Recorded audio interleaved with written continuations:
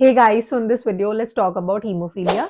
Haemophilia एक sex linked recessive disorder है और इसका जीन एक्स क्रोमोसोम पे मिलता है। तो बेसिकली ये सिर्फ और सिर्फ होमोजाइगस कंडीशन में एक्सप्रेस करेगी, हेटेरोजाइगस कंडीशन में एक्सप्रेस नहीं करेगी। अगर हेटेरोजाइगस कंडीशन में है तो the person will be carrier. अब होता क्या है, फीमेल में तो दो एक्स क्रोमोसोम है तो शी कैन बी कैरियर, और अगर दोनों जीन खराब होंगे then only she will be haemophilic. But male के पास तो एक ही एक्स क्रोमोसोम है, तो अगर मेल का वो एक्स क्रोमोसोम भी उसका जीन खराब हो जाता है then person will be considered as haemophilic. तो बेसिकली आपकी बुक में साफ लिखा हुआ है कि female being haemophilic, the frequency of female being haemophilic is very less, but the frequency of male being haemophilic is very high, बहुत ज्यादा होता है, क्योंकि रीजन मैंने बता दिया। अब इसे ब्लड क्लॉटिंग डिसऑर्डर भी कहते हैं क्योंकि इसमें ब्लीडिंग लगातार होती रहती है और आपका ब्लड क्लॉट नहीं होता। बेसिकली होता क्या है, आपकी बॉडी में कोएगुलेशन कास्केड चलता है।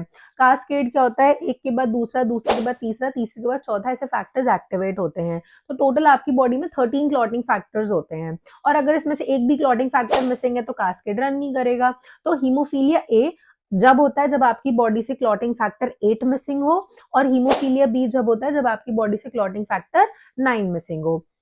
अब बेसिकली इसे आप रॉयल डिजीज भी कहते हैं। रॉयल डिजीज क्यों कहते हैं, क्योंकि सबसे पहले ये पाया गया था इन द क्वीन विक्टोरिया, जो इंग्लैंड की महारानी थी, उन शी वाज द कैरियर, और उन्होंने अपने बच्चों में पास ऑन किया था और उनकी फैमिली में तब अफेक्ट होने लग गए थे, तो यहाँ से उसकी डिस्कवरी हुई थी। So hope it was helpful to revise, and for more such informative videos follow for more.